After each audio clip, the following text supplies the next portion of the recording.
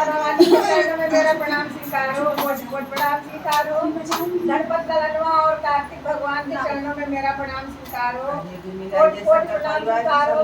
सभी गुरु शिष्याओं को मेरा प्रणाम स्वीकार हो, कोटि-कोटि प्रणाम करती हूँ। आज मैं शिव गुरु की एक ऐसी कथा कहने जा रही हूँ जिसमें भगवान ने अब पार्वती जी की करनी का फल उनको भोगना पड़ा। एक ब्राह्मण के घर जाकर 12 वर्ष तक उन्होंने सेवा की। कैसे इस कहानी के माध्यम से सुनिएगा। हाँ, एक बहुत गरीब परिवार में पति पत्नी थे।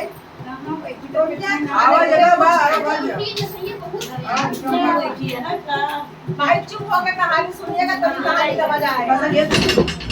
पूरा रहस्य जान पाएंगे, अन्यथा भाई चर्चा करते रहेंगे तो चर्चा ही होती रहेगी।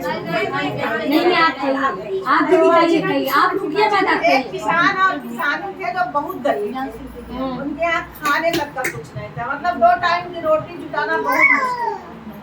तो एक दिन सेठानी ने कहा कि आप भीख मांगते जाते, कभी मिलती है कभी नहीं मिलती है, तो क्यों ना कोई ऐसा उपाय किया जाए जिससे कुछ खाने को मिले और कुछ पैसा भी आए हाथ में। तो किसान बोला तो भाई क्या करें हम? एक लकड़ी का बीजा ले आइए, लकड़ी का बीजा ले आइए और उसको जो है खेत में डाल दीजिए। जब लकड़ी पैदा होगी तो उस लकड़ी को आप बेचिएगा, उससे कुछ पैसा भी आएगा और हम लोग का खाना पीना भी चलेगा। तो किसान बोला ठीक ही कह रहे हैं भाई, एक बार लकड़ी बोएंगे, थोड़ा सा बीज का पैसा लगेगा, लगा के बो देंगे, ज्यादा लकड़ी वो फिर बीज तैयार होगा। तो उन्होंने लकड़ी बोई, पूरा खेत में पत्ता पत्ता पूरा पत्ता से भरा हुआ थे। लकड़ी एक नहीं, एक जगह छोटी सी एक बतिया देखी, लेकिन उससे हमको आस लगा कि एक बतिया हुई है तो और लकड़ी होगी, तो हाँ होने की संभावना है। अब वो लकड़ी बढ़ रही है, तो उधर से एक दिन पार्वती जी बोले बहुत दिन हो गया धरती पे हम लोग भ्रमण के लिए नहीं गए, चलिए आज चलते हैं। तो बोले रात कहे कि चलो तुम्हारी जिद के आगे तो भाई झुकना पड़ता है, चलो। दोनों लोग चले। अब भोलेनाथ देख रहे हैं कि इस खेत में एक लकड़ी है, इस पर गौरा का मन जाएगा। तो कह रही है कि हे भोलेनाथ तो लकड़ी बड़ी बढ़िया खड़ी है, देखिए हरी हरी मुलायम मुलायम है। तो कहे कि देखो एक ही लकड़ी है और बहुत गरीब परिवार की है, तो आगे चलो हमारे साथ, लकड़ी पर ध्यान मत दो। लेकिन गौरा जी का मन उस पर लगा गया, लगा गया। अब बोले जी कहे भोलेनाथ आप चलिए आगे, मेरा पैर थोड़ा दर्द हो रहा है, थोड़ा धीरे धीरे। भोलेनाथ चले, लेकिन अब उनसे कौन चीज छीन सकती है भाई, जानी रहती ककड़ी लेने धीरे से ककड़ी उठाई कर करके खा रहे हैं। भोलेनाथ कह रहे हैं गौरा क्या बोल रहा है, खा रही हो क्या? नहीं भोलेनाथ थोड़ा दांत में कुछ फंस गया था, ठीक है। लौटते समय गौरा से कह रहे हैं गौरा तुम झूठ बोली थी ना, तुम्हारी जो करनी है इसका फल मुझे भोगना है, ये जान लो। कर्म का फल सबको भोगना पड़ता है, कर्म तुमने किया लेकिन इसका फल मुझे चुकाना पड़ेगा। कैसे बोला? 12 वर्ष इनके यहाँ मुझे सेवा करनी पड़ेगी, चाहे जिस भी रूप में सेवा मुझे करनी पड़ेगी। भोलेनाथ जानते तो हम ककड़ी ना खाते। तो मैंने एक बात उनको चेतावनी दी लेकिन मानी नहीं, खा गई ककड़ी। तो अब आप जाइए कैलाश, मुझे सेवा करने का मौका। बेचारी गौरा जी अकेले चली गई।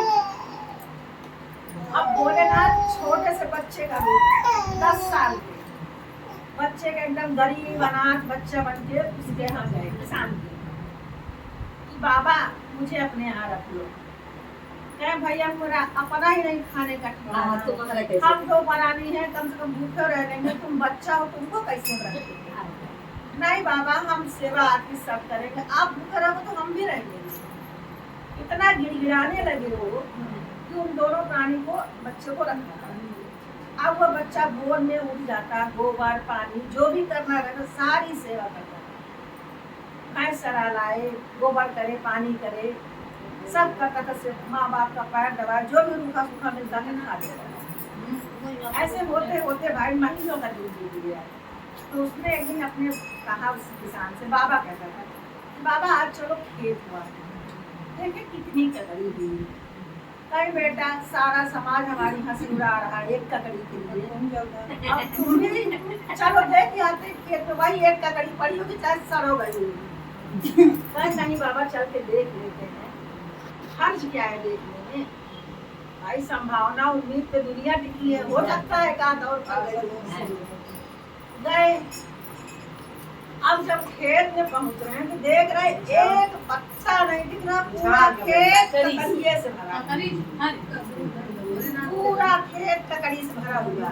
अब वो किसान भरा कहाँ पत्ता पत्ता दिख रहा था, एक ककड़ी नहीं दिखाई पड़ रही। आवाज ककड़ी ककड़ी दिख रही है, एक पत्ता नहीं दिख रहा। बहुत खुश हुआ तो कहे बाबा अब ये ककड़ी बाजार में बेची जाए।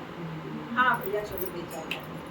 अब उस ककड़ी से मतलब बीजा हुआ, फिर ककड़ी बोई गई, फिर बीजा हुआ, ऐसे बिकते बिकते उनका बढ़िया सा घर महल तैयार हो गया।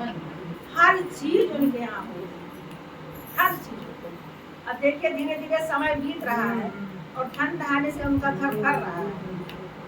काफी दिन हो गया तो माँ उसकी जो थी बोली माँ कह रही भैया अब तो तुम हो गए हो 12-13 साल के ऊपर के हो गए, चलो हमको गंगा स्नान करा। अब सब कुछ दे दिए हैं भगवान, तो चलो गंगा स्नान करिए आए। तो गए माता गंगा स्नान मत करो क्योंकि गंगा गंदी है। नहीं भैया ऐसे नहीं कहना चाहिए। कहीं कि गंगा जी में देखो लोग मन मूत्र धो देते हैं, लाश फेंक देते हैं, राखी पाखी डाल देते हैं। तो किसी नाले में चलो नहाओ, कहीं कहा बतिया रहे हो नाले कोई नहाता है। कहीं गंगा जी नाले में आके गिर जाती हैं और नाले में गंगा जी तो नाले में कोई नहाने नहीं जाता, ना उसमें कोई मल मूत्र डालता है, ना कोई उसमें राखी पाखी डालता है, खुदे गंदा है। तो ऐसा करके अपनी माँ का यही पकड़ता है हाथ और उसमें डुबकी नाले में लगवा देता है। अब वो छटपटाती है, लेकिन जब वो नाले से निकालता है उनको तो जो कीचड़ था उस कीचड़ की जगह उनके पूरे शरीर में सोना, पूरा सोना से भरी हुई। अब आई घर पे भाई और सोना चांदी सब कुछ हो गया। देखिए भोलेनाथ कैसे कर्जा उनका उतार रहे हैं। ककड़ी के खेत में ककड़ी दिए, उससे आमदनी हुई, घर दिए, घर देने के बाद उनको स्नान के बहाने ले गए, सोना चांदी भी दे दिए, धन धान्य भी दे दिए। जब सब चीज पूरा हो गया तब कहे माँ अब मेरा सेवा काल समाप्त हो गया, अब मैं अपने घर जाऊंगा। कहे भैया तुम कौन हो, कैसे आए? तब उन्होंने अपना पूरा दर्शन दिया भोलेनाथ का और सारा कार्य बताया कि गौरा जी ने ऐसे किया था और उसी का फल मैं आपके यहाँ चुका रहा हूँ, उसी का कर्ज चुका रहा हूँ। तो देखिए जब भोलेनाथ कर्ज चुकाए हैं तो मनुष्यों की क्या बात है, उनको तो कर्ज चुकाना ही चुकाना है। चाहे थोड़ा कर्म होगा चाहे ज्यादा कर्म होगा, कर्ज चुकाना होगा।